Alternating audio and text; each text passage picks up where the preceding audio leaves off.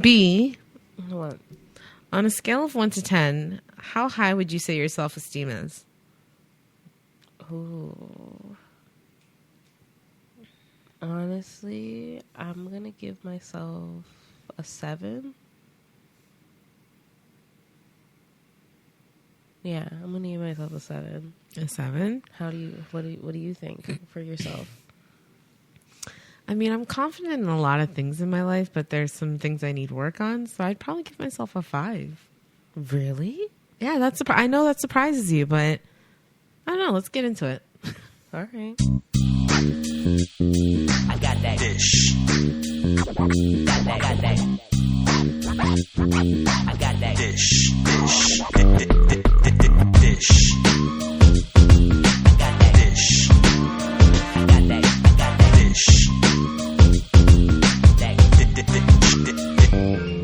That dish. Hey, y'all. It's Onika, And it's your girl, B. and you are dishing with Dainty Dish. How you doing today, B? Little sissy? You know, I've been better, seen better days. I'm a little sick now. I'm pretty sure you gave me your cold. Probably. Or it was the kids. One of the two. It's probably the kids. They're around, your little girls are around germy kids at school. It's a cesspool. It's just, I don't know. I don't know. I don't miss being a kid. No. I get sick every season, so it probably is them. Honestly, I don't get sick unless the seasons are changing. Really? Like from spring, from winter to spring, I'll usually get a cold, and then I won't get a cold for the rest of the year.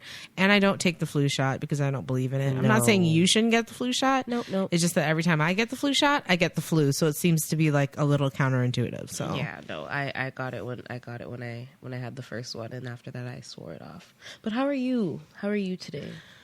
I'm okay. I'm doing really well. Coming off a family game night this past weekend, it got intense. We played so charades. upset I missed it. Honestly, I'm upset you missed it too. You were sick and you had your cake to do. Yeah. Guys, did you know my sister decorates cakes and bakes cakes? I do. She does. Tell them your Instagram information for that. Okay, so my Instagram handle for my cakes is Dainty Ever After Creatives. Should I spell that whole for everybody? I guess so. DAINTY EV. Oh gosh, EF. EVERAFTER CREATIVE. Oh, I feel like I'm on a spelling bee today. Honestly, you're like, can I get the origin of that word? And the at is before it, obviously. Yeah. So yes, so At Dainty Ever After Creative. Dainty Ever I After. gave you that name. Yes, you did. That was. I felt it was right for your side hustle. No, thank you. I felt it was right. We keep it in the family here. It's the Dainty family. We truly do. We keep it in the family. Yeah, as I was saying, I'm doing okay, but you know what? I'm not doing okay. That's a lie. I'm lying. I'm not doing okay. I'm a little overwhelmed right now. I just want to talk about it for a second because we're talking about self-esteem today, and I gave myself a 5, and this is the reason why. I feel like, first of all, I've got this whole situation going on with my body image that I've always had since I was 14, and we won't get into it because we're having someone on the show next month, a friend of both mine and B's. Yes. More B. She's a new friend to me, but she's an Yeah. old friend to B. Oh, you just take over my friends all the time. So Of course, you have awesome friends. That's why I leech onto them. So she'll be on the show talking about body image as well as her mental health journey next month or in the next couple of months.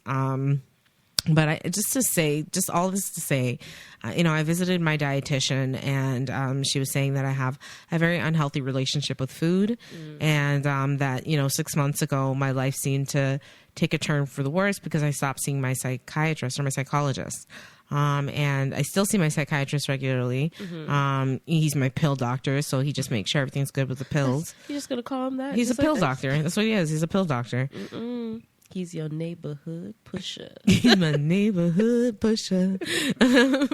Yeah, so I see him regularly, but I wasn't feeling, as I said in a past episode, I broke up with my psychologist earlier this year because I thought she was like mousy, and she was going to give me tough love, and she was just going to pacify and placate me, and I didn't feel she was the right fit. Plus I missed my original psychologist, and unfortunately she's gone on to different things, fortunately for her, but unfortunately for me, she's moved on, and now this temporary therapist has now become permanent. So I have to make a decision to kind of like get with the program and not get with it. And feel like you've already made your decision. Right yeah, now. I have. I'm going to be seeing her on December 10th. We're going to make it a weekly session once again because it's free for me. I'm fortunate. I'm one of the fortunate people that gets therapy for free. Exactly. Yeah, because of all the mental health issues I have. So I get therapy for free.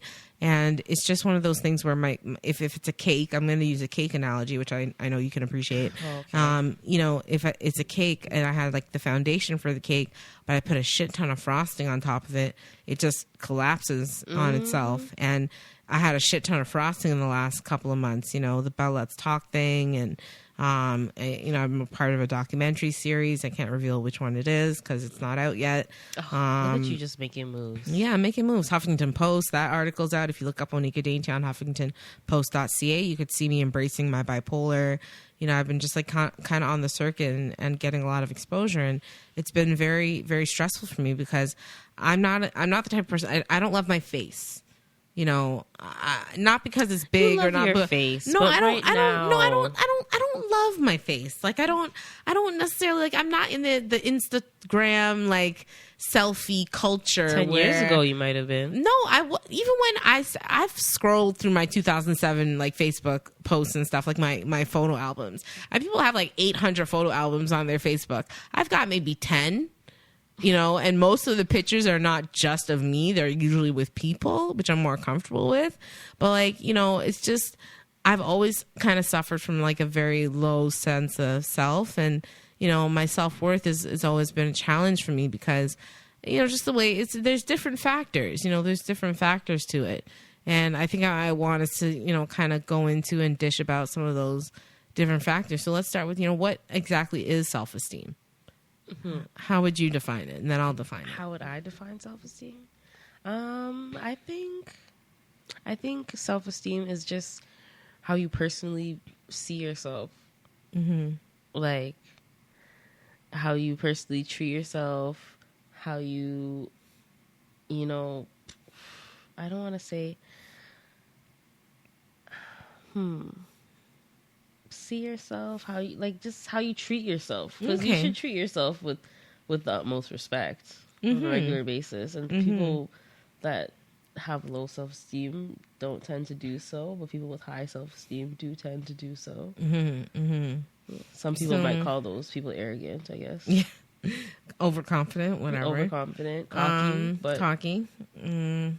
So how we value and perceive ourselves based on opinions and beliefs about ourselves, and the feelings sometimes are hard to and difficult to change. So these perceptions come from a lot of different places. I would say for me it would have started when I was younger, like just the image perception stuff, being teased as a child and bullied, or that kind of affected my self-esteem. And I don't know, like I wouldn't say we had neglectful parents, but no, but they weren't the ones to be like, oh, you're beautiful. Like they were more like reactive. Like if I come home, oh mom, the kids said I'm ugly and they said I'm fat and they don't like me and they don't want to play with me. I like you. She'd say, I like you and God likes you, and that's all that matters. It's true. That's all and that matters. I've learned over the years that really is all that matters. As long as your mama likes you and your Jesus likes you, it don't matter what anyone thinks. Those are the two most important people at the end of the day. Two most important. So I guess some of the signs like that you have low self-esteem is like basically when you say negative things about yourself. Oh, I used to do that a lot. I can't lie. I gave myself a 7 because I've improved from, I guess, how self-negative I would be to myself. Because with my anxiety, like, I got that little voice all the time in the back of my head. Like, that inner critic. Even, like, my anxiety sometimes goes to as far as to be, like, the people that have said negative about me, like, I could hear them sometimes. In your head. In my head. Oh, my gosh. Yeah. So. That's, yeah, it's a burden. It's a burden. I find myself having a lot of racing thoughts around just like my inner critic. Like I've always felt like I'm not enough. You know, I'm not good enough. I'm not smart enough. I'm not pretty enough. I'm not funny enough. I'm just in general not enough. I think that also comes from like probably like it's a nurture thing. Because in our family, we could always be better. In Black families in general, I feel like they always say like you're supposed to be 10 times better than the next than the person. white man. Don't even say than the white man. You got to be 10 times better than the white man. The white man, sorry, but for like, you, for them, the sky's the limit. For you, the limit's the sky. Like, trust me, that's some Chris Rock. Shout out to Chris if you're listening. I know you are, and if you're not already, you will be. But so it's you already have it's it's already engraved a negative mindset. Yeah, you're never like, enough. And for me, like with my intellect and my intelligence, I would say like when he's not listening, but when I try not to. I'm building my relationship again with my father, so I don't like to bring up like past things, but I'm going to bring it up. But when he see my report card and be like, "Oh, 85%, where's the other 15%?" That's 100% perfection. And you can't like in your life strive for perfection. So I grew up like, one of those, you remember those days? Yeah, remember those days? The report card you get, oh, A, fine, you got an A, great. What's the next grade? Oh, B, C plus. Where'd this D come from? I got like one D in my life in gym class because I got into a car accident and had to do reports for the entire gym class. And then they said to me, oh, you didn't do the physical components to gym, so you got a D. I'm like, you got a 69. I'm like, what? Like, worst grade on my high school record. It's a stain, Mr. Visconti. I wish you had changed it when I asked you to on the last day of high school. You were too honest for that, and I appreciate your honesty, but I don't appreciate that you didn't change the grade. So, shout out to Mr. Visconti, though. I love you. Deep. It goes so deep. This 69% has haunted me, and my 81% in science has haunted me. No, my 79%, in science has haunted me. Like to this day, because that my science teacher, I went in there with a 60. I went into the test with a 60 and I came out with a 69, and I came out with a 79. He could have given me that extra 1% to get me up to an A. He just was an A-hole. You're something you else. know who you are if you're listening. You know what you did. I wish everybody could see the anger and the passion. Focusing on your negatives, which I just did, as opposed to your achievements. That's been a struggle for me in the last 6 months, I believe. I feel like I haven't been able to be really genuine. Like, I have had bursts of happiness, moments of happiness, instances of happiness. But like happiness on a whole, I'm still have that chase the next thing mentality. Like, what's the next big thing? There's so many blessings coming into my life right now. It's like I can't even like calculate all of them and appreciate all the blessings that are happening. So I recently started a gratitude journal, which is one of the suggestions I will be making at the end of the show for people to start.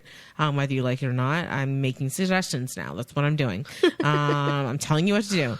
I started a gratitude journal last week, and I've done it before, but I've never consistently stuck with it. But I'm finding like, when I do it, I feel like a sense of relief and a sense of these are the things that are happening in my life that are positive that I should appreciate. So for our listeners, what is specifically, like, what do you write in this gratitude journal? Are you going to give us an example? Are you about to reach for your gratitude journal? Yes, I have it right beside me with my agenda. Oh. Okay, so. Okay. I started on November 28th, so it wasn't a week ago. I lied. It was a couple days ago. But today I'm grateful for my new forming relationship with God, my mom, my sister, my friendships, for my amazing job and the people I work with, for my podcast, and Elliot. Oh. Yeah. That was gratitude on November 28th. Oh. So I write my gratitude journal, and I just have to remember that there's so many positive things going on in my life that I can't just focus on the negative. Like, have you ever found yourself in that spiral where you're just like completely focused on the negative? Yeah, all the time. Like I so many times. Like, for instance, the other day I had a situation with the eldest, and she was upset, and I kind of found myself going in a downward spiral of thinking like she was upset because of me and what did I do and how could I have done something different, and it kind of, you know, I could have either went left or I could have went right with it, and I decided to go right with it and just not go in that spiral. Yeah. So like, but I understand what you mean, like going downwards and like going to a place of depression, because I could have went completely left with it. Like I could have been like, I'm the worst mom, like I'm the worst person, like I did this and I should have did this, and you know, all types of things. And well, I'm gonna say don't shit all over your life. oh, you know what's so funny you say that, and I seen you know, I'm terrible with actresses and actors. Tell me names. the movie they were in or describe it. I don't know. She's bipolar. African American. African American. African American. She's in Blackish. She's the mom in Blackish. Not Tracy Ellis. No. Not Tracy Ellis. She's Anthony Anderson's mom in Blackish. Oh, she was in Fresh Prince as Vivian's sister. Yes. I can't remember her name, but I know who you're talking about. She made a quote the other day. She said, "If you sit in shit too long, it stops smelling." Get on out of that. Get on out of that. And I felt that. You sit in shit too long and stop smelling. Because that's the thing. That's what self-esteem is a big bag of shit. Like, it's a big bag of shit that we're all sitting in. And we don't realize that we're sitting in it because it stops smelling. You just. We gotta find out her name. Look up her name, Elle. Look up her name for me. I want to shout her out. Oh, I can't even remember her name right now, but she's great. She's in Blackish. She's in Blackish, yes. The mom, the grandma. The grandma. Mm-hmm. Yeah. If you sit in shit long enough, that quote's going to be on the Dainty Dish podcast Instagram tomorrow. Smelling. Just so you're aware. Get yourself out of that. As soon as I get her name, get yourself out. Did she sing it as the character or as herself? No, she said it as herself. She went through an interview. She went through an interview and she. Damn. I wish I could find the video. I probably saved it. I'll send it to you later. Jennifer Lewis. Shout out to Jennifer Lewis if you're listening. If you're not, you will be soon. I'm speaking what I want into existence, people. Amen. Amen. Won't he do it? Yes, he will. Thinking other people are better than you. This has never been a problem for me. Really? No. This is where I'm confident. This is where I'm it's not that I don't think there are people out there that are better than me versus worse than me. I grew up like realizing there's always someone better, there's always someone worse. So I've competed with myself.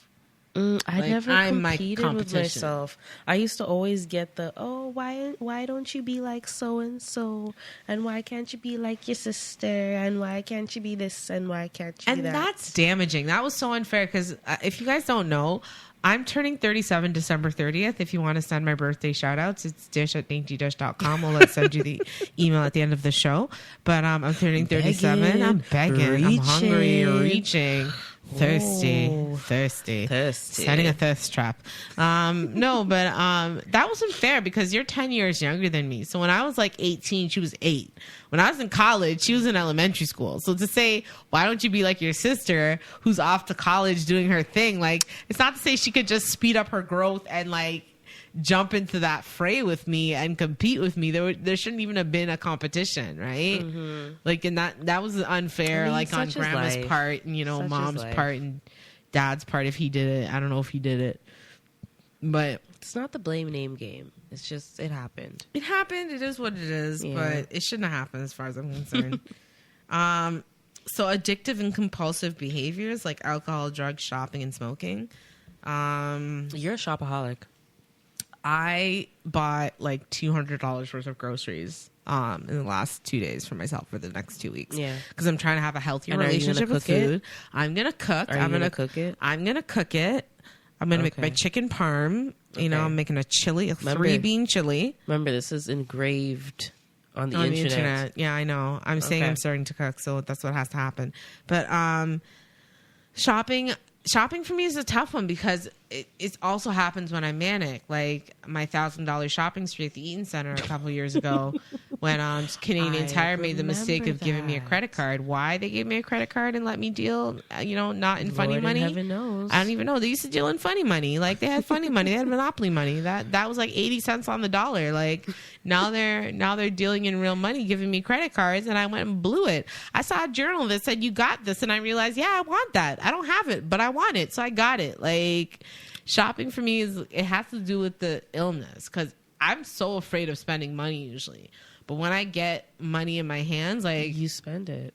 I spend it, but I'm usually I save some of it. Oh, but I'm no, usually of terrified course. of spending, because I'm like, oh my gosh, rent's coming soon, and I don't shark out my responsibilities for shopping. No. But when I like for smoking, for instance, that's an expense. Like that's an expense. Yeah. Like cigarettes are expensive. So Very much so. Yeah, like, and then I don't drink a lot. I'm not a big drinker. And back in my heyday when I was doing drugs, like, and we're talking about the serious drugs, it was cocaine's a hell of a drug, and it's hell of expensive. So that's all I have to say. Weed's not that expensive. Okay, Rick James. Rick James, bitch. Okay. Yeah, so I've experienced all that with addiction and compulsive behavior. It is a mark, because happy people don't. I always say this, and someone said this to me: happy people don't do drugs. Like people who are happy have like high self-esteem, high self-worth. They don't need to turn to drugs to make themselves feel any better, because they already feel awesome about themselves. So I can see addiction and compulsive behavior. But they will if they have They'll money. do drugs recreationally, but they're not doing it. Like, I feel like drugs have a place in everyone's life, like both prescribed and unprescribed. I feel I'm not anti-drugs. I would never say that. That makes no sense to me. I love what we talked about in the opioid crisis, what Spain did, or not Spain, Portugal did, decriminalizing all drugs under their legal laws, and making strides to help people get into treatment, and their crime rate's gone down, and their death rate has gone down, and suicide's gone down, and drug overdose has gone down. And I think we should do something similar in Canada. So I'm not anti-drugs at all, but at the same time, like, I feel like if you're using drugs for like commiseratory, like you're miserable, you're depressed, you're low, for those reasons, instead of like to celebrate to something, I have a drink to celebrate, or I have a joint to celebrate, or I have a sniff of cocaine to celebrate. Like, I'm not encouraging these things. I'm just saying, like, some people do these things, and doesn't necessarily mean that they have low self-esteem, but a lot of the people that do get involved with these like types of activities, be it alcohol, drugs, shopping, whatever the case of your addiction or your compulsive behavior may be, it's sometimes related to having low self-esteem. I can see that. Ooh, this one's a tough one for me. Not accepting compliments. I did that just last week. I get complimented regularly, and it's still an awkward experience for me. Really? Yeah, I had a guy follow me the other day. Like, he's like, "Hey, girl, you're looking so beautiful. Hey, girl, you're looking so beautiful." I said, "Thank you, sir." And he goes, "Where you going? Stop and talk to me." I was a black guy. Probably Jamaican. I'm not doing the accent right, but where you going? Stop and talk to me, no? I said, "I'm going to work, sir." Like, I said, "Sir," too. I said, "Sir, I'm going to work. Thank you." Like, So funny you say that. Someone knocked on my window.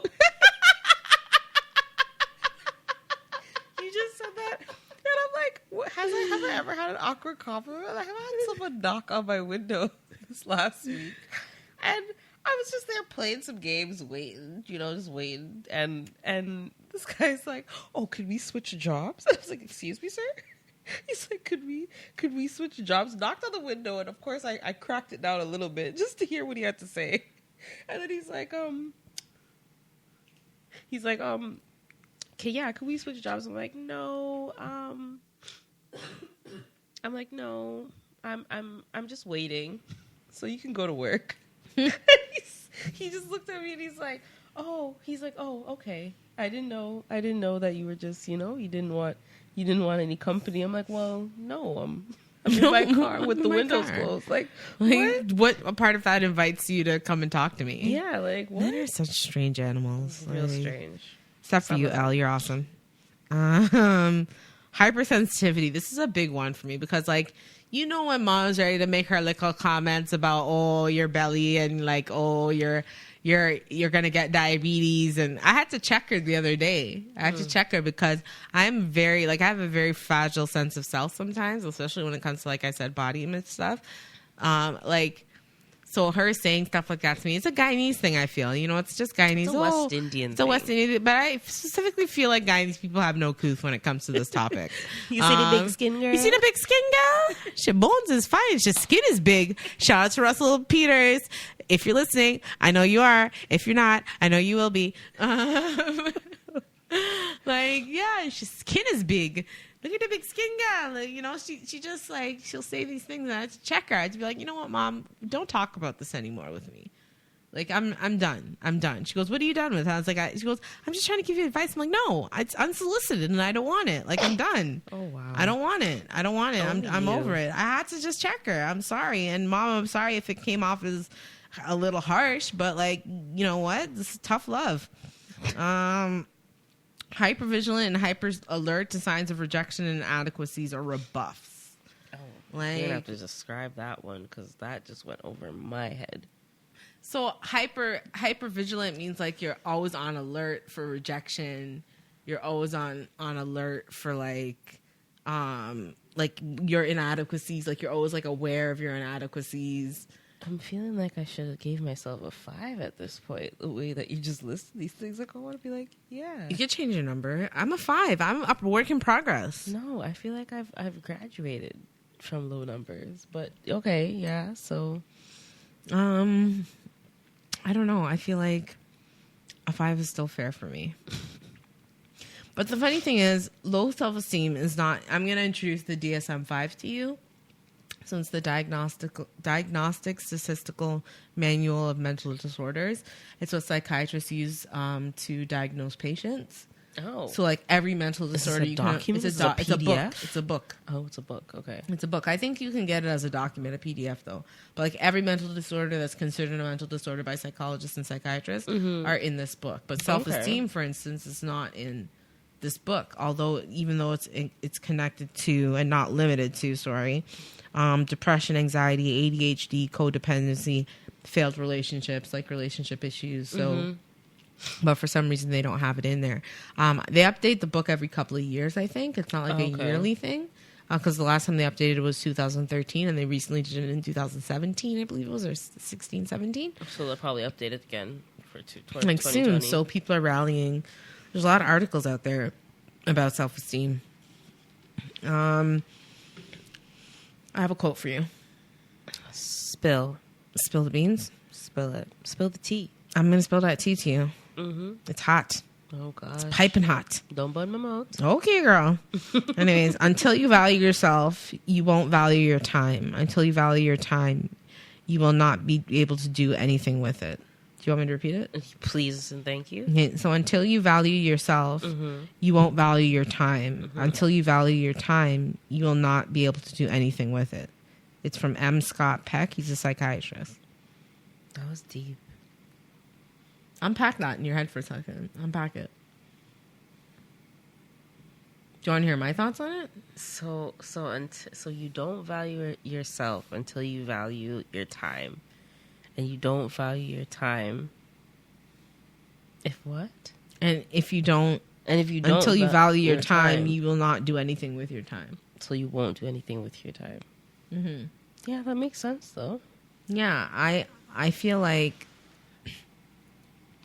when I was in a deep depression 3 years ago, when I first got out of the hospital, I spent all my time in bed.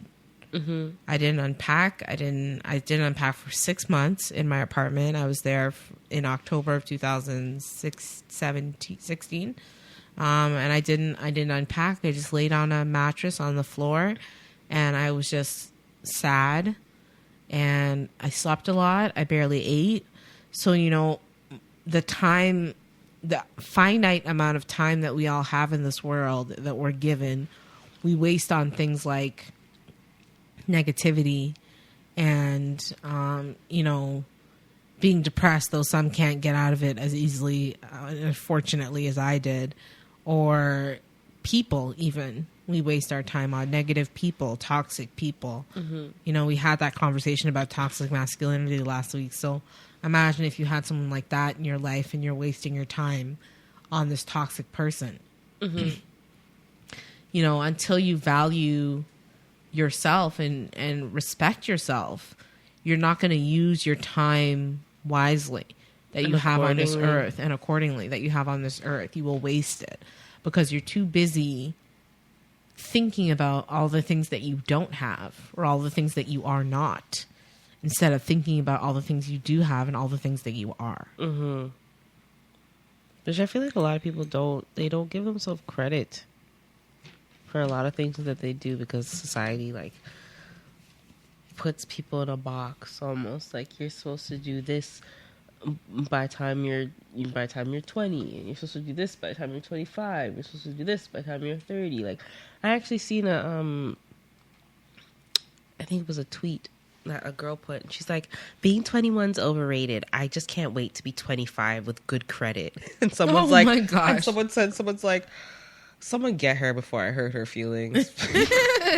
someone get her before I tell her something about herself she doesn't know. But like, that's what I'm saying. Like, you know, sometimes society gives us these boxes that people think we're supposed to live in. So when it comes to self-esteem, it's almost like, I'm not happy because XYZ, when you should be happy because of ABC. Like, you don't have to overextend yourself to be happy. Didn't I just realize I forgot to do the news flash? We'll do it at the end of the show, guys. Sorry. News I got a news flash. I got some stories for you on self-esteem. So Okay. news flash.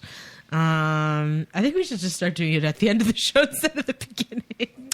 We'll figure it out. Whatever floats our boat. We'll figure it out. Whatever floats the So boat. what causes low self-esteem? What do you think are some of the causes? Family, friends, Your society, peers, social media. yeah, everything Like- and anything, really and truly. And social media now is probably the biggest that it's ever been Talk in about regards it, girl. to you know, to self-esteem. Like, if you, like, oh my gosh, am I about to talk about it? Because I'm about to talk about it because Girl, get into it, girl. Talk about it. like, the amount of females that I see with these fake bodies, Fake bodies. these injections and plumping of this and plumping of that and all type of things, and people swear to all God that like people are perfect. I was like, let me tell you, It's called a something, like, highlight reel. whatever it's called. It's damaging. It's damaging. Remember when we were younger, we had magazines. And that's if your parents didn't subscribe. Our parents didn't subscribe to Cosmopolitan. I had to take that from my friends after they read it like the month before. I had that at the doctor's office. I was reading it. I stole it from the doctor's office. You didn't get no Teen Cosmo in my house. We had Tiger Beat. But like now it's just in your face. Like, oh my butt's not big enough. Oh, my boobs aren't perky enough. Oh, I don't have enough followers. Oh, this, oh that. Instagram is whack. Oh, I can't, like, oh my gosh. It's so detrimental. Like, especially when it comes to self-esteem. Like, You're abusing yourself. yes. Like they talk about in, the research that I did on self-esteem, because I research my topics. I don't care who knows that. Aren't you supposed to? I'm supposed to. I'm not coming If in you here don't, blind. That's Like- where the journalism comes in. Yeah, so if you journalism, don't, PR communications, you got like a little history, situation you need to deal with. research. No, but they talked about bullying and abuse. But what about self-mutilation, self-abuse? Like that's all self-abuse to me. Like when you're not happy with the way you look or who you are, and you go and do those types of things, which again we'll discuss. We're not getting too deep into it right now. But like sometimes, like I'm not gonna shade the women that do those things, because sometimes, yes, it is self-mutilation when it gets excessive. But if a female knows within themselves, like, oh, I've always wanted to change this one thing about me, and they want to, and they do, and they're happy after that, kudos to you. You know what I'm saying? When it comes to self-esteem, Yeah, like yeah. you wanted to change that thing about you. You worked Well, part hard of to it is change that thing change. about Yeah, you. it's change. You know, like whether it's So a no physical change, a judgments. mental change, you know, whatever, like fine, you change it as long as you're happy after. But it's the people that abuse it that aren't happy after that have like They want to keep 6 going lip and plumpers and going like, and going. oh, I was an A cup and I changed to a D cup and now I want to go for a Z cup. Now I want to walk on my breast. Or that girl that's like, I wanted to go under my feet. I know you see that girl that her skin looks like bronze now. She was a white woman, and she's like, I just want to be a Who's black the woman. The woman who said she I just identified want with being to- black. Yeah, What was she's her like, name? No, not that one. Not that one that just got a tan. I'm talking about the one that looked like she mud up her skin. Her boobs are like size E, and she's just like, I just want to be the most perfect black woman, and she's white. Oh, identity theft. I'm just saying, well, that's when self-esteem is being abused. So just saying, you know, the women that, you know, if you want to make yourself better for you and not no man society. and not society, kudos to you. I hope you're happy after you do it, but don't be those women that is like, oh, it's not enough, and you go back. That's when, you know, self-esteem issues arise with that. Mm-hmm. But, Another cause, experiencing prejudice, discrimination, or stigma. I've definitely experienced all three. come again, though? Go again. Prejudice, discrimination, and stigma. Okay, define it for me. Define it. Prejudice is like people don't like you for the way, like for who you are, I guess. Okay. Discrimination means Which that, you'll always meet people in life that are like that. yeah, discrimination is more like if you're a woman and you're in a workplace and people are discriminating against you because you're a woman, like they don't. That's kind of misogyny as well. Yeah. Okay. And stigma is like things like with mental health, where you feel like you can't do or say something because of a condition that you have. Okay. Thank you for breaking it down. You're welcome. I've experienced stigma, self-stigmatizing myself, which I hate saying self-stigmatizing myself. That's annoying. But just self-stigma really has been a big thing, was a big thing in my life. When I first was diagnosed with bipolar, I, told my friends that I was sick and this is what was going on with me. And I lost a couple of friends.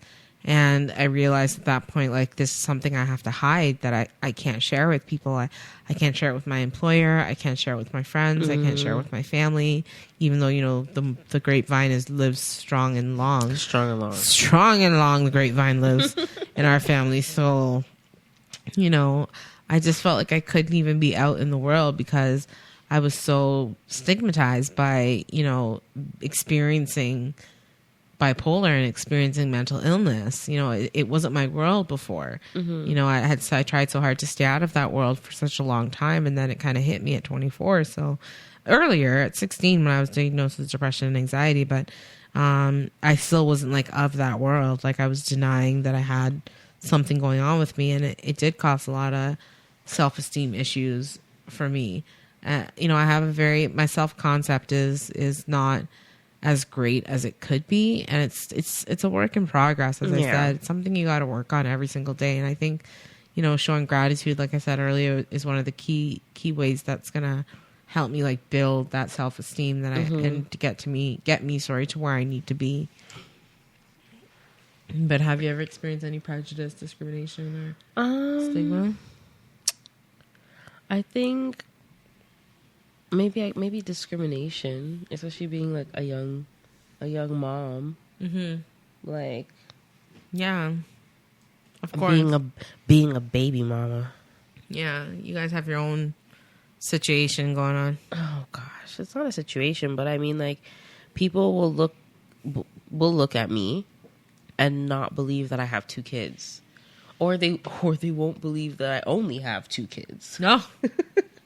Like, so, and if I was in a place that I used to be, where I used to take on people's opinions and their judgments personally, I might care, but I don't anymore. in regards to a lot of things, like the discrimination and the prejudices. Like, I used to care a lot. Like, I used to care a lot, like how you were saying, like when you were here and you know, you just like sleep all day. Like, I used to be that person that, like, I'd come home from school and I didn't want to deal with anyone. I didn't talk to anybody. I just wanted to be by myself. I just wanted to sleep all day until the next day just so I could get it over with. You know, so like when it comes to self-esteem, like, I've been on the dark side of it, but like I realized, like, a lot of people's opinions don't matter. You don't pay my bills. You don't feed me. You don't feed me. You don't, like, you know, like, You don't give me the big O. you Surely don't satisfy me. only in bed. one person. So like, Like, I ain't nobody mean- in my bed, so right. I'm just throwing it out there. I'm gonna start dating in 2020. Hit me up if you want to go on a date. oh my gosh. But just like when it comes to self-esteem, I've seen the dark end. Yeah, And I know that there's light though. there's light, and when the moment you stop caring and giving two shits about the next person's opinion and their judgments on your life and things like that, like, it's a wonderful bridge to cross. It's a wonderful bridge to cross. Like, That's nice. so Let's see. when it like just no. I don't take on people's foolishness anymore. People antics no more. No, you're not about that life. I'm not about that life. You need to get off that life too. Get off I of it. know. I care too much about what people think about me. It's a disease. It's a people pleasing disease. I care way too much. I took that from you for a little bit. I know what you mean. Yeah. That people pleasing syndrome. It The don't darling. do the darling. It don't do no Darling. good. It don't do no good. So let it go. Let it go. Let it go. Let it Don't flow. sit in your own shit. It'll stop smelling. It'll stop Jennifer smelling. Lewis. Losing your job or difficulty finding employment. Oh God, do you want to talk about it? Oh my God. Do you want to? Who wants to talk about it first? You wanna- talk about it okay. first, because I've had So- some things that I probably could have sued, and I just So when you're bipolar, it's a different situation when it comes to job searching, because you have to find a job that fits in with your mental health. So, and sometimes you have to consider things like whether you're going to disclose you have a mental health condition or you're not going to disclose. You know, I remember a you specific disclose? job. I disclose now, but I work for a mental health, like a hospital in the mental health department, so they know I'm bipolar. Yeah, you the best They know I'm candidate. crazy. I'm in the best place for myself right now. I'm a peer support specialist, so like I've lived experience. Literally being crazy was the only experience I needed to have for my job. So, yeah, but like I remember 3 years ago when I was working in the events industry, every day was like I thought I was going to get fired.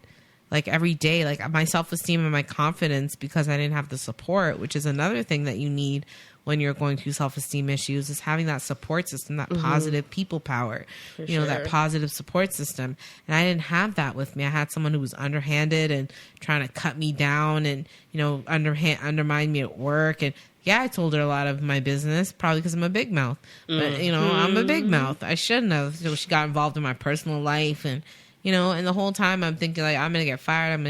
And one day I decided I was going to quit. And the same day I decided I was going to quit, I got fired. So I don't know if the chicken or the egg came first, but I took that letter so I can get my EI. That's for sure. That was for sure. But you know, when I got fired, I finally said, "Are you sure I'm fired?" He's like, "Yep." I'm like, "Okay, I'm bipolar. Like, that's my problem." He's like, "I knew something was wrong with you." I'm like, that's what he said. He's like, "I knew something was wrong with you." I'm like, "Yeah, like it was one of those things." Like he said it politely, but he was like, "I suspected something was off." And because I would lie and say I have a kidney issue and I got to go to the Durham region to see my doctor regularly and get blood tests. It was some big, long, convoluted, don't know why he believed me story just to like protect my job. So like the stress of that, and the stress of like not bringing in business for the company because it was such a high pressured, high turnover, high like just high energy, Everything. like high everything kind of job. and it wasn't the right fit for me. And that's the thing. Like, when you're job searching or you've lost a job, like sometimes, especially when it comes to like when it affects your self-esteem, you have to realize maybe there's something better around the corner for you. Like, where God closes the door, he opens a window, like at least a crack, so that you can like see some light, you know, for your future. Get some fresh air, hear the birds chirp. Like, he leaves a window open for you. So I don't know. It was tough. Now I made sure, like, even in my job in retail, I disclose, but retail's like ideal because you have shift work and whatever else, and nobody cares if you call in sick. I mean, I called in sick. I took mental health days when it was just I didn't want to go to work. They care. You know, they kept me for 2 years, so obviously they didn't care how many times I called in sick. So, you know, there's high turnover in that industry. They need workers, but they don't need you enough to like give you benefits. But no, yeah, not enough. Never. But yeah, like that job, I disclosed in the interview that I was bipolar. I disclosed in a couple interviews that I went to before that job that I was bipolar, because I like to lead with it. You know, I don't like to hide it. I have a tattoo on my arm that says bipolar. You know, I lead with that. That's my superpower, as Kanye would say. Shout out to Kanye West. I know you're listening, and if you're not, you will be. Oh my gosh. Yeah, that's a thing now. We're doing that now. Speaking our stuff into existence. But what about your job difficulties? You're finding employment difficulties. When it's come to mental health, like I've had a real problem finding jobs because I'm one of those people that just pump out resumes, pump them out. Like I could pump out 20 resumes a day, 30 resumes the next day, and stuff like that. And it takes a toll on, like, I guess my self-esteem. Like that's probably one of my biggest things. Like I feel like I'm not doing enough, and I'm almost worthless because I don't get responses and stuff like that when it comes to employment. And so sorry, but also like I remember I've had 2 jobs in the beginning of both of my pregnancies. One of them I heard from a coworker. It was seasonal. And I heard from a coworker that they found out that I was pregnant. Is that the electronic place? Yes. Okay. They found out I was pregnant, and they decided to let me go because they didn't want to have to pay me maternity leave, which that's the big thing. And at that time, like, I was kind of like, oh, whatever, you know, like, they let me go. I can't fight it. I'll figure it out. And, like, that kind of went on a downward spiral. But I was younger then. So, like, you know, like, first baby and stuff like that. Now my most recent daughter, I was working in hospitality, and I didn't realize, like, I should have known they weren't going to keep me, but I didn't realize at the time that they probably realized that I was pregnant, so they let me go before my 3 months, and kind of was just like, oh, we're going in a different direction, like, type of thing. But it puts you in a spot any other time, like, even like no baby, you know, when you lose your job, like, you gotta figure out how you're gonna deal with your finances. You have to figure out how you're gonna pay your bills and things like that. But when you have a kid and those things happen to you, it puts you in a space that's like, I'm not doing enough, and I need to do more. Like, you know, our mom's a gladiator, eh? Our mom was in deep with you, finishing school and all type of things. And what do you mean? When mom was pregnant with you, she was still in school. Oh, she was a gladiator. Yeah, she was a gladiator. She was like, I'm finishing school. So before, I don't care if you want to kick me out because I'm pregnant. I'm not getting married before I finish my schooling, my nursing school. That being, I don't want to say the pedestal, but that being the example. And then, like, you lose a job 3 months in, you lose a job 5 months into your pregnancy, and then it's like, nobody's gonna hire you because you're pregnant and you're a liability.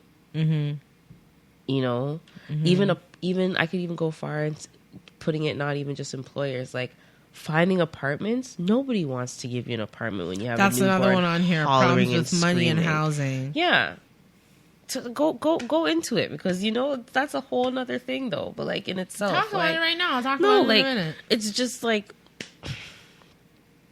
it can get depressing.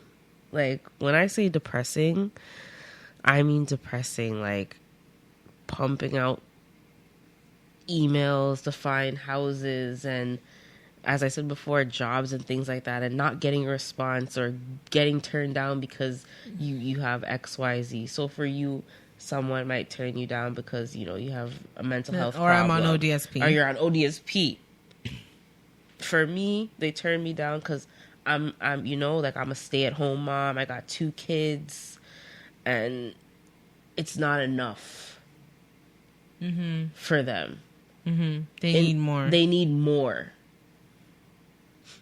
And it's like, when I was in a rougher spot with my self-esteem, I would always feel like I'm not enough and I could do more.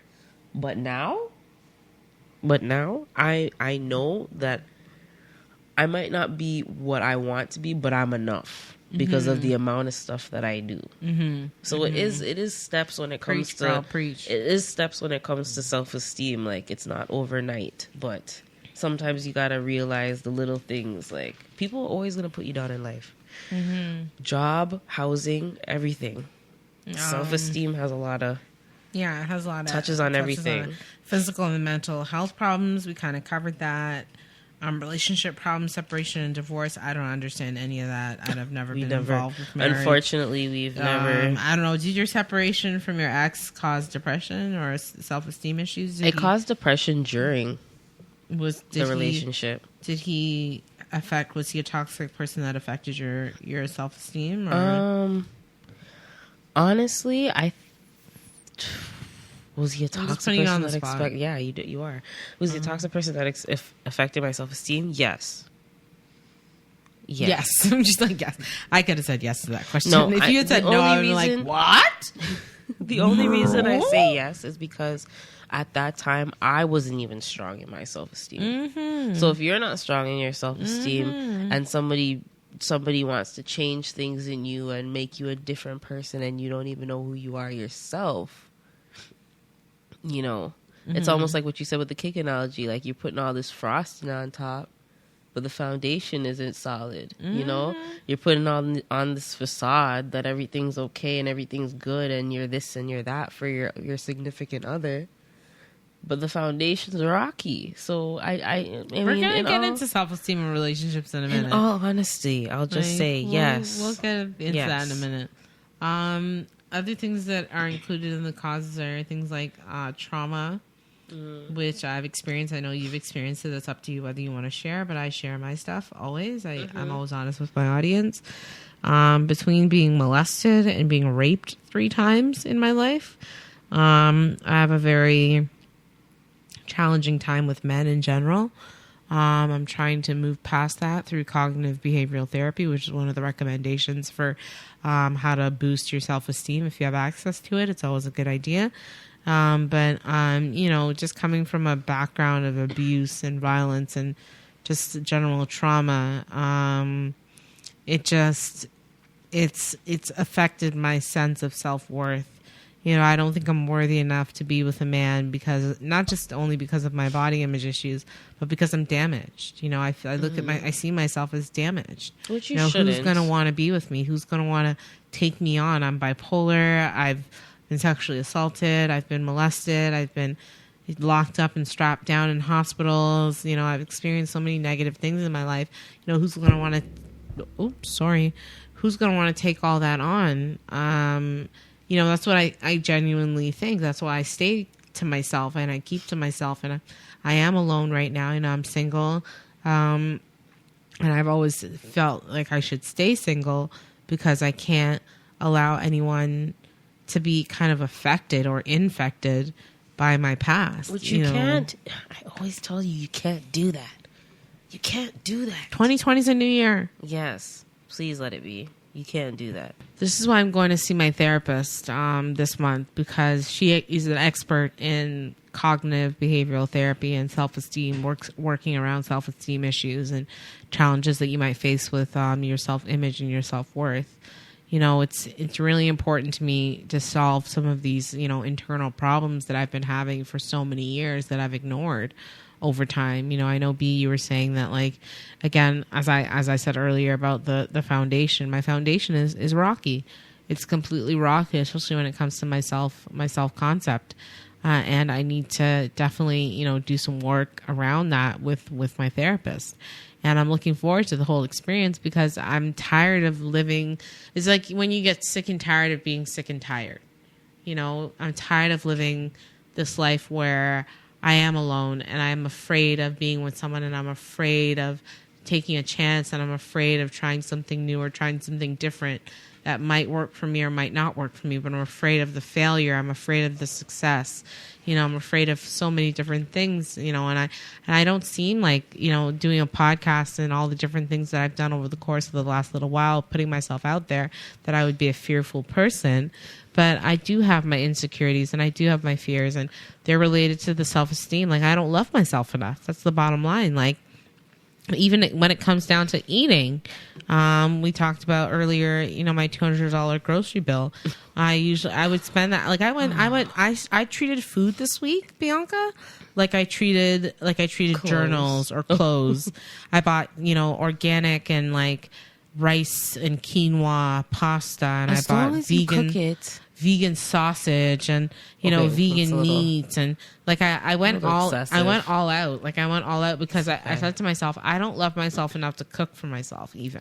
Like, I will get takeout food. You said that to me the other day, yeah. And I was like, girl, you need to love yourself enough to cook for you. Like, it's just you. It's just me. Like, if Bianca had the kitchen at my apartment and the kitchen, she'd be cooking all day. I've had her meal prep for me before, and I will probably have her meal prep for me again in the future. Probably.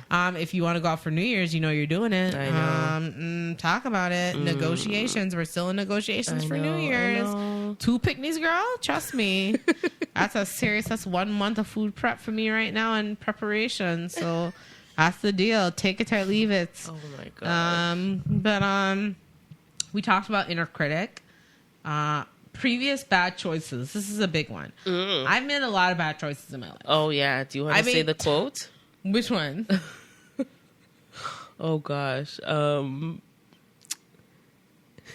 Get fucked up and make bad decisions. Get fucked up and make bad decisions.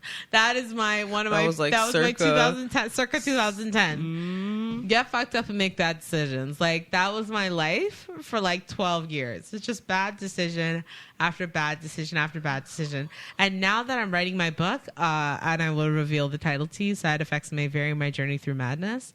It will be in bookstores hopefully in 2020. Lots of things are happening on this show in 2020. We're making it happen. Gosh. We're making dreams come true. We are. Yeah, but like, I used to make so many bad decisions, and when I look back on, and especially when it comes to men and relationships, oh my gosh, can we talk about this for a second? I almost want to close my book and I have self-esteem. I have no respect for myself when it comes to men. Like, I'm not promiscuous. That's not the problem.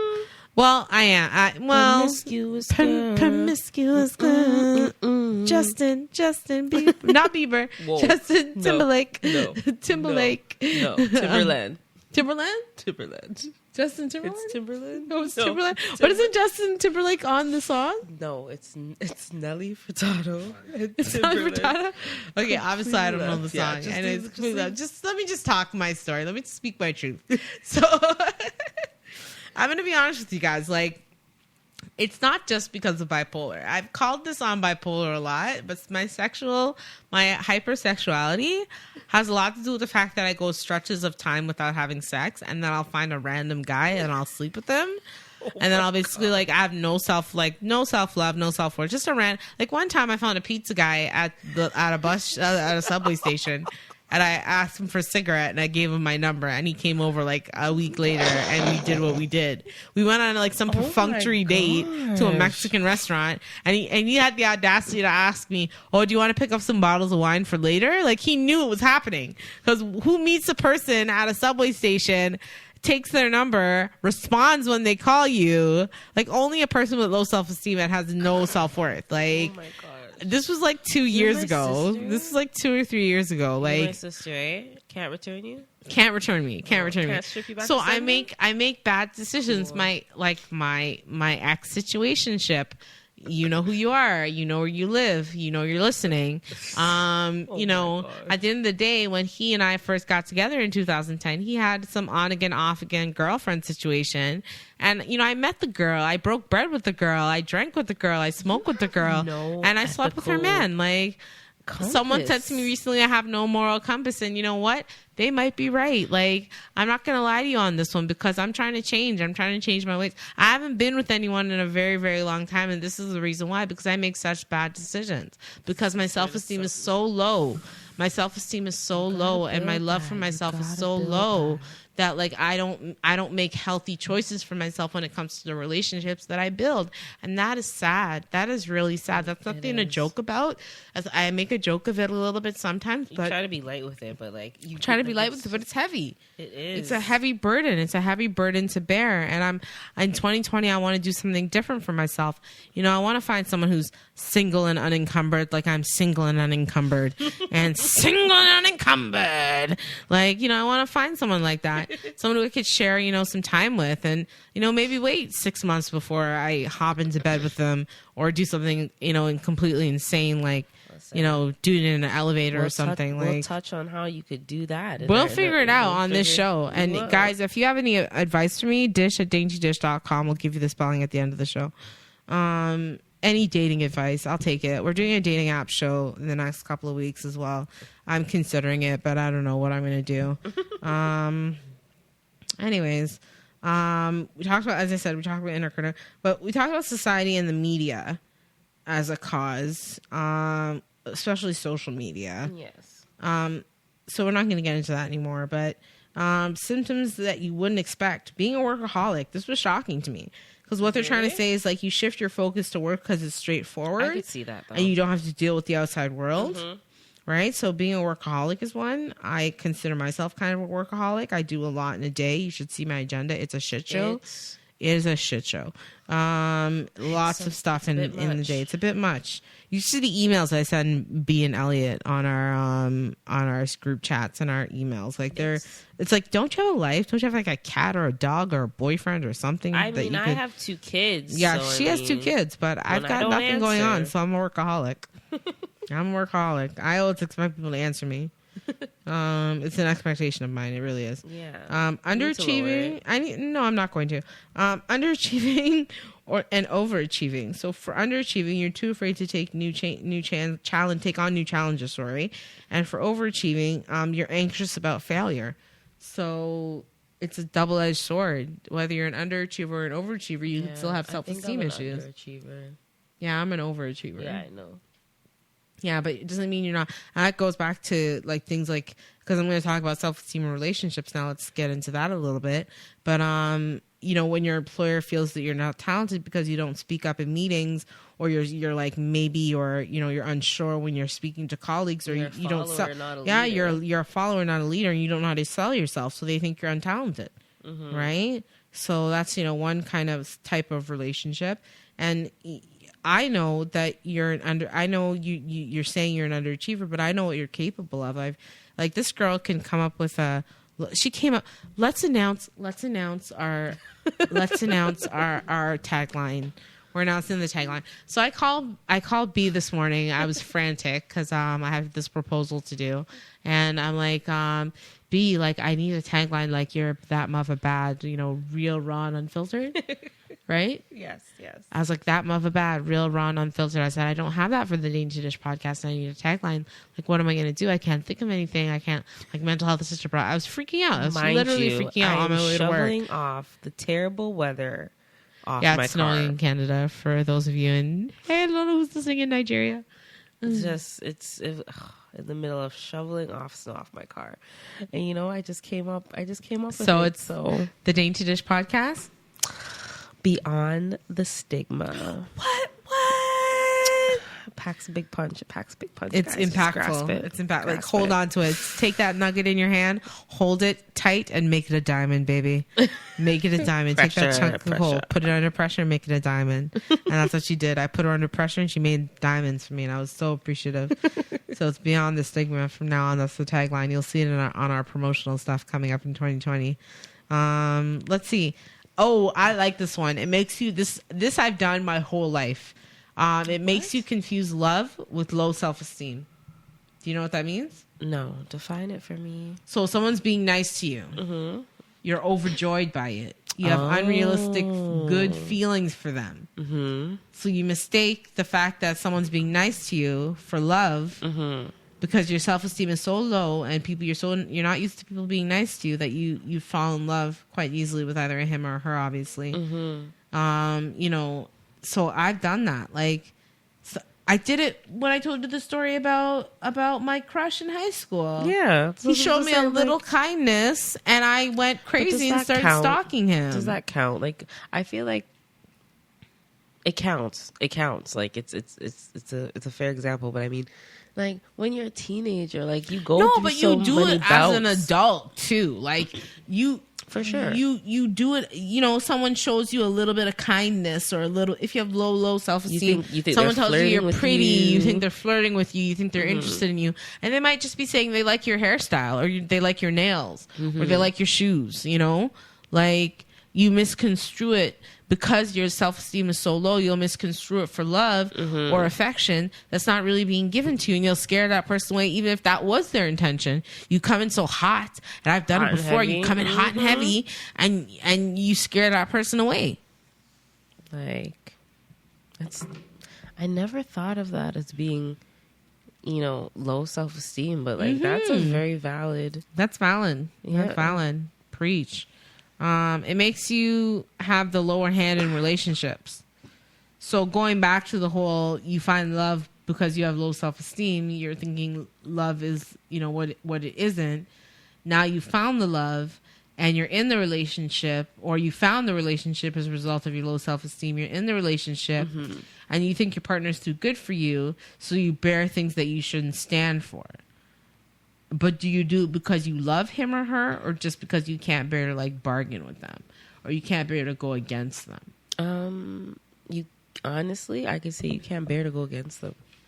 I've been in that type of situation when it comes to relationships, and sometimes it's you just instead of the argument, you just rather take the lather.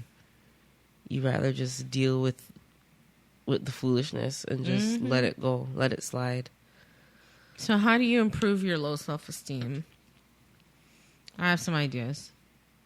Self-love is major. Self-love is huge.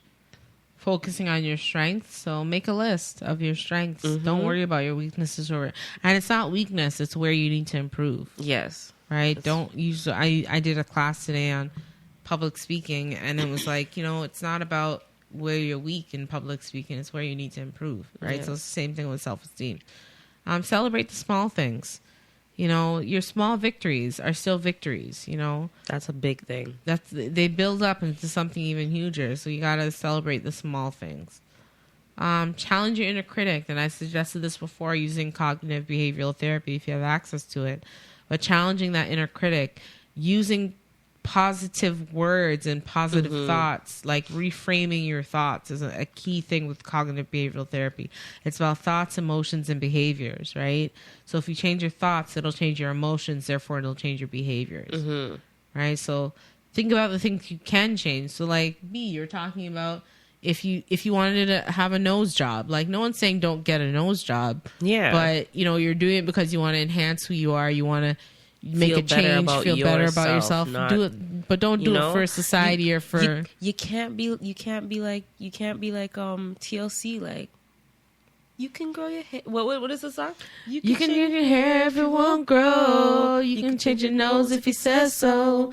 You can find all the makeup the man can make, but if you can't look inside you and find out who am I to be in a position to make me feel so damn I'm pretty. Yes, I make you feel I'm pretty too. I make you feel I'm pretty too. All right, she went deep. That one. I went deep. Let's see. Avoid perfectionism. Oh, for the love of God. 85% plus 15% is 100%, and nobody is ever at their 100% best. That's not possible. It's an impossibility. It's an unattainable goal. Make attainable, achievable goals. SMART goals. If you don't know what that means, we'll tell you in another show. if anybody tells you that 100% is possible, they're sick. They're crazy. They're very sick. Yeah. They're very sick, and There's something wrong with them. They've done a lot of things in their life They're abusive. Yeah, like they're abusive. Be with people who won't tear you down. So don't be with abusive people.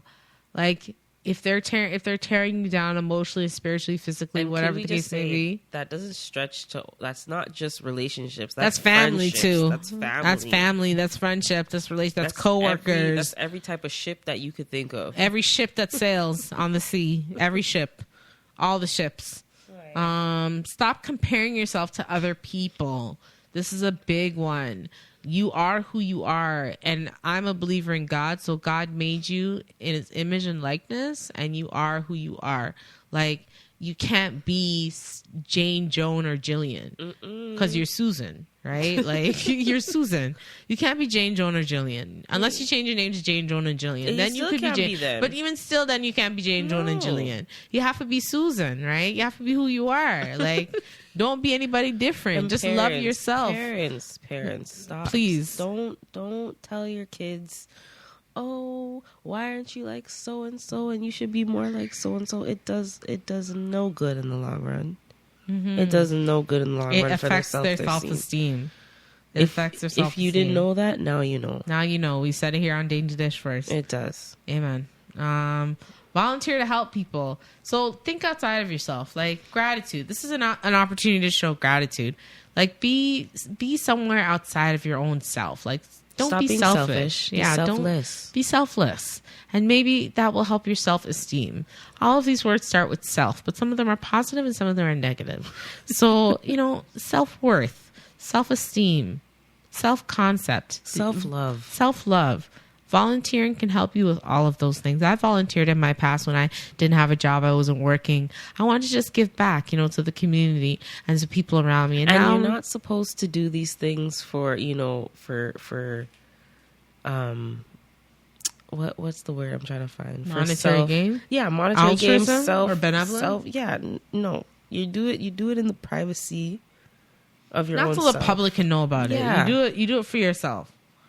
Most definitely. Exercise to improve your mood. I've decided, that unless it's negative 30 degrees outside, I'm walking everywhere this winter in Toronto.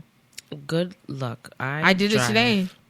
I'm sure I got my 10,000 steps in today. I whip it like... Whip it good. I whip it. Do. No. Whip it good. No. And the last but not least, show gratitude. Have an attitude of gratitude. Mm-hmm. Trust me, it'll take you a long way.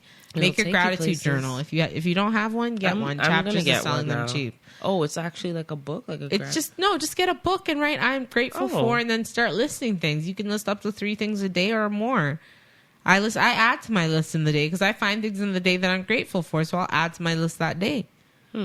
It's a good thing to do. Start a gratitude journal. Definitely. You could just flip the book over that I gave you and start at the back. You always do that with your books. I love that. I love it. Flipping it upside down. This one's flipped upside down I too. know. Trust me.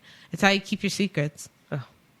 You remember when Dawn got her ass beat by Auntie Norma when she when she found her diary? Not. That's why I started doing that shit. No, I do not. Anyways, so we're on to the news flash. Song coming soon. I think I'm gonna just stick with newsflash. Actually, I think I like newsflash. Yeah. See.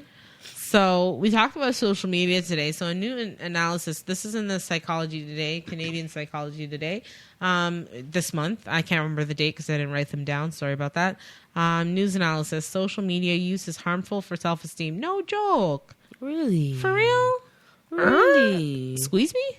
A review of 120. This was ridiculous. This is at 120 plus. It was 121 studies. Okay. Mm-hmm. So found that social media causes more harm than good. Yeah. The research was in the Personality and Individual Differences Journal. Mm-hmm. It was a Ryerson study. And they looked at the results of social media on self-esteem. There were higher levels of social media. If people had higher levels of social media use, it was associated to lower levels of self-esteem. Mm-hmm. And let's see. That's why they took away the likes, right? That's why. That's why they took away the likes on Instagram because it was affecting people's self-esteem. Mm-hmm. They gathered evidence over the past 2 decades, which is basically when social media kind of hit the wave. Yeah. So it was 91,462 participant observations. And some of the speculations they came up with was replacement. It was a replacement. Social media was a replacement for in-person relationships. Yep. It was people use it to avoid uncomfortable and awkward real life experiences. And nothing's changed. it can lead to the overuse of those sites can lead to negative social comparisons. So we talked about that, comparing yourself to others, awkward, uncomfortable experiences. Like, nobody's perfect. Nobody's perfect. Social media likes to, plaster these perfect bodies and everything, when nobody in all actuality is like that. Like, let me tell you something right now, for everyone that doesn't realize this yet, that should realize this. Everything is photoshopped in life.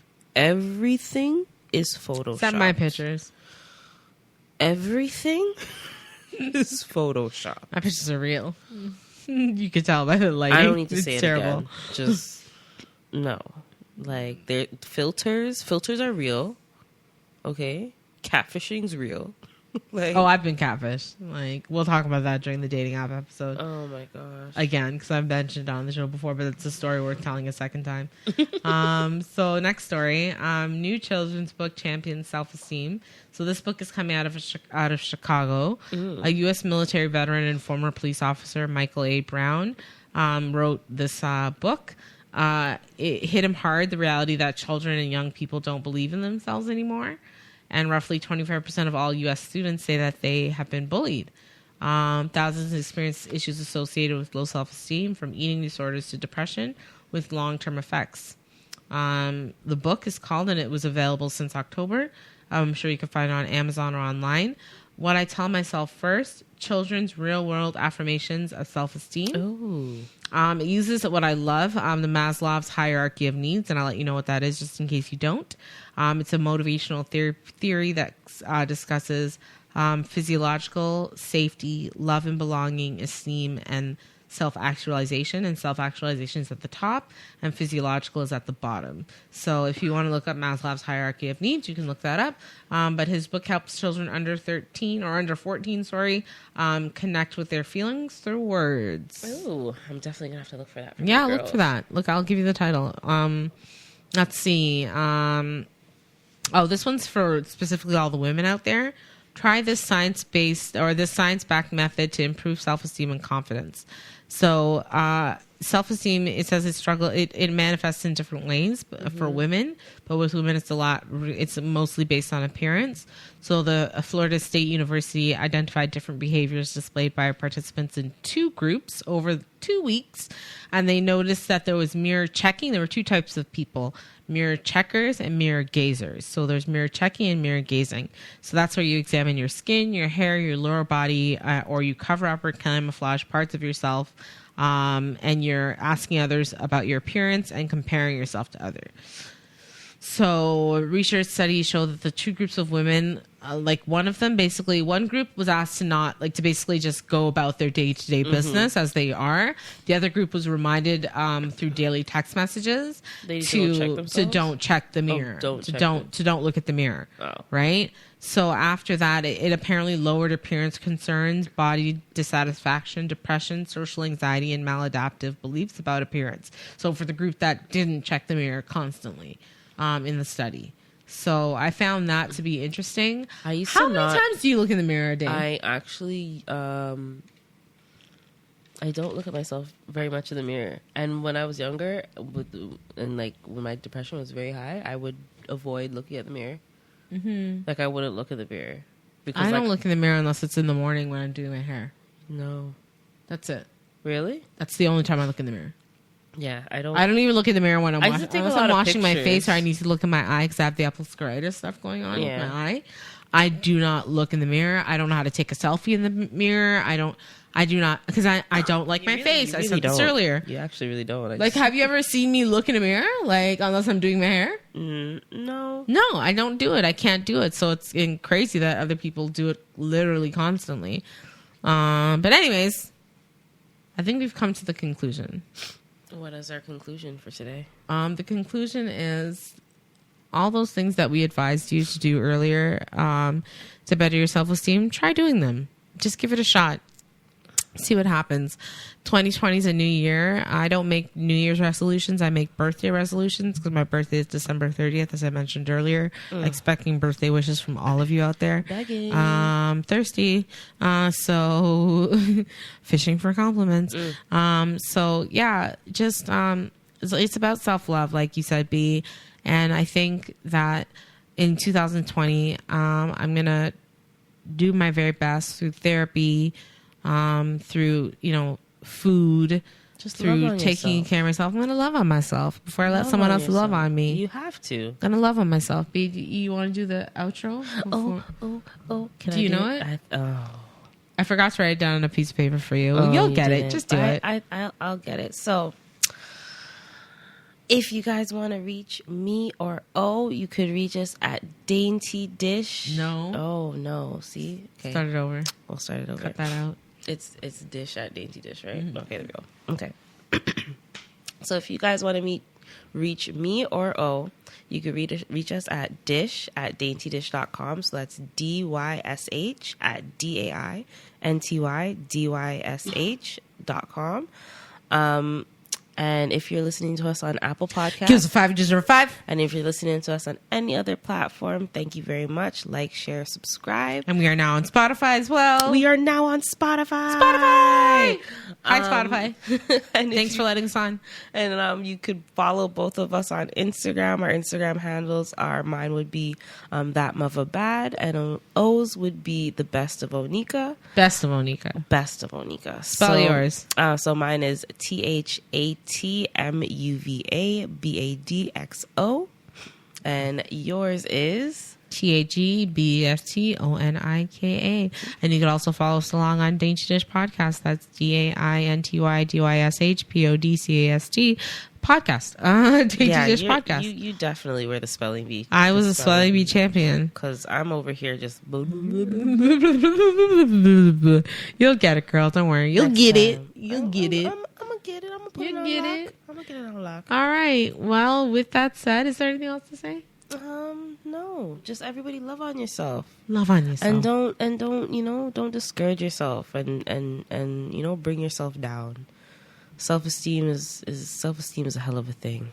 And you can't be bringing yourself down. Can't be doing it. All right? So yeah. Thanks, B. That's it. Okay. You're welcome, Mo. Well, that has been the dish of the day, and I hope y'all have yourselves a very, very, very happy hump day.